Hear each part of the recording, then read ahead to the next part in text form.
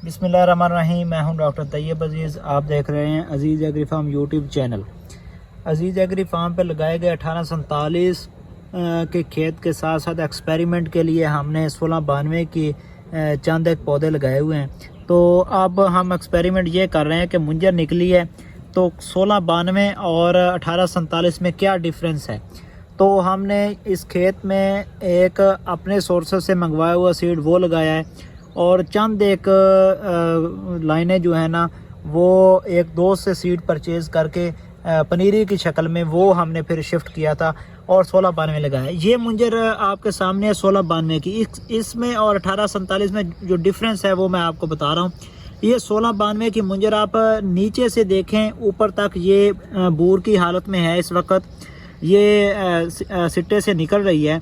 तो देख रहे हैं यहाँ ऊपर से लेकर नीचे तक इसका जो दाना है इसके ऊपर बिल्कुल कोई नोक नहीं है, जिसे पंजाबी में मूछ या कोई और अल्फाज भी इस्तेमाल करते हैं। तो लेकिन इसके ऊपर नहीं है। ये साथ वाला पौधा भी इसका है तो इसके ऊपर भी ये मुंजर निकली है। ऊपर से लेकर नीचे तक जो है ना कोई भी दाना ऐसा नहीं है जिसके ऊपर मूछ हल्की सी भी बनी हुई हो।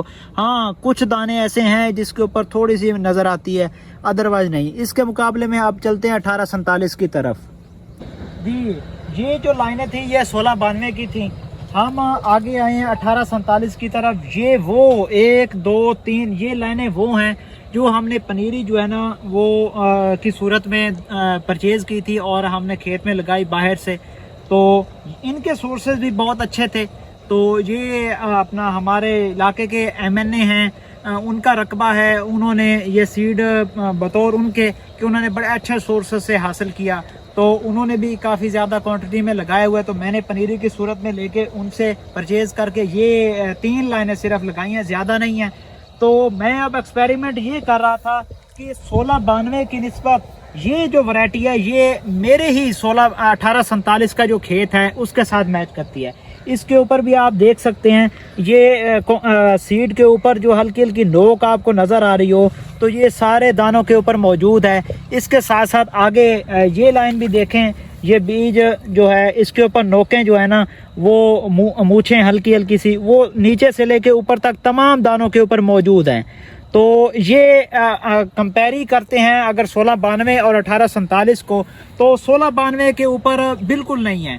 और अगर हम अपने खेत की तरफ जाते हैं जो हमारा खुद ज़ाती जो है हमने सीड अपने सोर्स से हासिल किया है वो लगाया, उसकी तरफ अगर जाएं तो ये सारा खेत मौजूद है, ये निसर चुकी हैं। और ये आपको दिखाते जाएं, इसके ऊपर भी वैसे ही मुंजर के ऊपर वो नोके मौजूद हैं। ये वो मूछें हैं, वो निशानात हैं, वो छोटी छोटी बारीक कोंपले या मूछें समझ लें। ये जब हार्वेस्ट की जाती है तो ये तकरीबन 75% के करीब ख़त्म हो जाती हैं, जड़ जाती है। सूखने के बाद सिर्फ सीड के अंदर 25% से लेकर 30 से 35% तक मौजूद रहती हैं। बाकी ये ख़त्म हो जाती हैं क्योंकि ये बहुत नाजुक और छोटी साइज़ में हैं। तो ये वो निशानियां हैं जो हम 1692 और 1847 में डिफरेंस पा रहे हैं। इसके साथ साथ इसका पौधे की हाइट जो है 1847 की 1692 की निस्बत कम है।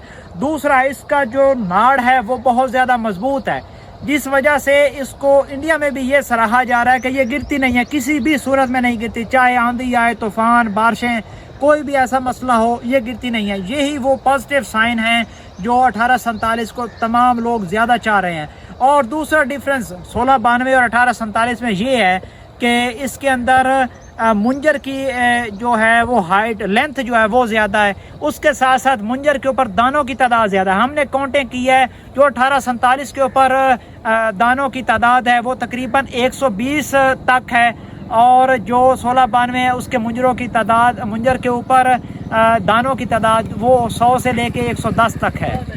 1847 का एक पॉजिटिव साइन ये भी है कि इसकी टिल रैंक बहुत ज़्यादा है। ये आप देख रहे हैं बहुत ज़्यादा 75 टिलर जो है ना वो बने हुए हैं।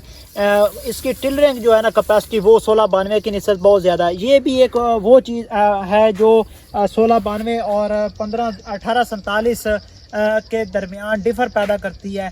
इसी वजह से इसकी औसत पैदावार ज़्यादा है।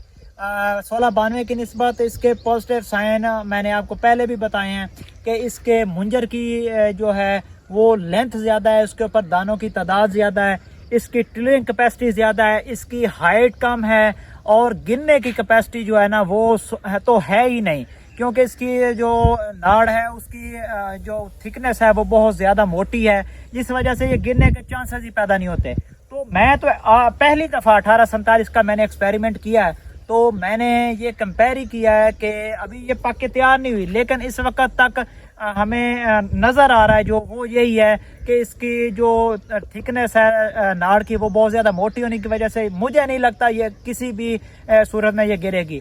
हम जो बाहर मुल्क में लगाई गई पहले एक्सपेरिमेंट जो किए गए हैं उनकी वीडियोस भी देख चुके हैं, उनसे मुशावरत भी कर चुके हैं, वो यही इसका पॉजिटिव साइन दे रहे हैं कि ये गिरती नहीं है, ताकि एक आम किसान जो लगाता है इस फसल को तो वो बाज़ दफ़ा यूरिया की मिकदार ऐसी देता है, उसको फास्फोरस कम इस्तेमाल करता है, पोटाश कम इस्तेमाल करता है, जिस वजह से बहुत ज़्यादा पैमाने पे एक आम किसान की फसल गिर जाती है। और ये इशू आप तमाम लोगों ने अपने इर्द गिर्द देखा होगा, जो अच्छी केयर करते हैं फसल की वो तो इस पोजीशन से बचा लेते हैं अपनी फसल को, यानी कि पोटाश का ज़्यादा इस्तेमाल किया, स्प्रे अमाइनो एसिड के ज़्यादा किए, जिस वजह से मुंजर ताकत में रहता है और नहीं गिरता। लेकिन जो सादा लोग किसान हैं वो अक्सर औकात धोखा खा जाते हैं। लेकिन ये 1847 ऐसी वैरायटी है जो एक सादा लोग किसानों के लिए भी बहुत अच्छी है, इसकी टिलिंग कैपेसिटी ज़्यादा है, इसको यूरिया भी कम भी दिया जाए फिर भी ये अच्छी टिलिंग करती है। तो देखें इसकी टिलर हमने चलो अच्छी फर्टिलाइजर इस्तेमाल की, इसके टिलरिंग जो है वो 75 50 40 इसके राउंड अबाउट है, इससे कम टिलर नहीं है।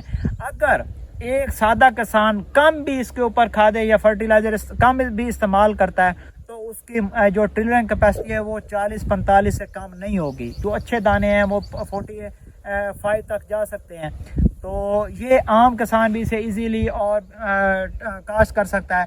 इसका टाइम ड्यूरेशन कम है, इसको डबल भी काश्त किया जा सकता है। अगर डबल किसान नहीं काश्त करना चाहता तो एक काश्त करके नेक्स्ट जो क्रॉप है वो भी अच्छी हासिल कर सकता है। मुख्तलिफ लोगों ने मुख्तलिफ ये तयन किया हुआ होता है कि हमने मकई लगानी है या कोई और आलू की फसल लगानी है, तो टाइमली हमें खेत खाली चाहिए, तो ये फसल उन लोगों के लिए बहुत मौजू है।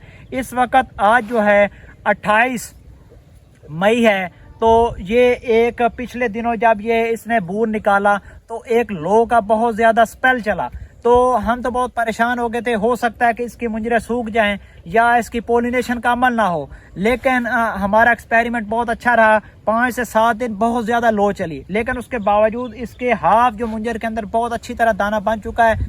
मेरे नज़दीक कोई ऐसा दाना खाली नहीं नज़र आया जो गर्मी की शिद्दत की वजह से मुरझा गया हो या खाली रह गया हो या सूख गया हो, ऐसा कोई चीज़ नज़र नहीं आई। ये जो वो एक्सपेरिमेंट है जो आप तक हम पहुंचा रहे हैं, जो हमने खुद किए हैं, जो लोगों की बताई हुई बातें नहीं हैं, ये वो हक़ाइक़ है जो हमने आप लोगों तक पहुंचाए हैं। उम्मीद करते हैं आप भी हम पर यकीन करेंगे और ये सीड हम तैयार कर रहे हैं सेकंड क्रॉप के लिए। और जो दोस्त अहबाब हमसे सीड परचेज़ करना चाहें, हमने बहुत मेहनत की है, बहुत एक्सपेरिमेंट किए हैं और ये हम श्योरली कह सकते हैं कि हमारा सीड ओरिजिनल सीड है, क्योंकि हमने इसे दूसरी वैरायटी से मुख्तलिफ पाया है। तो आप हमसे ये सीड परचेज़ कर सकते हैं। हमारे दिए नंबर पर रब्ता करें, हमसे व्हाट्सएप पर रब्ता करें। अगर आप सीड परचेज़ करना चाहें तो सेकंड क्रॉप के लिए हम सीड डोरमेंसी के प्रोसेस के बाद आपको देंगे और सेकंड क्रॉप के लिए इसी साल आप इसको दोबारा उगा सकते हैं। बहुत शुक्रिया, अल्लाह हाफिज़।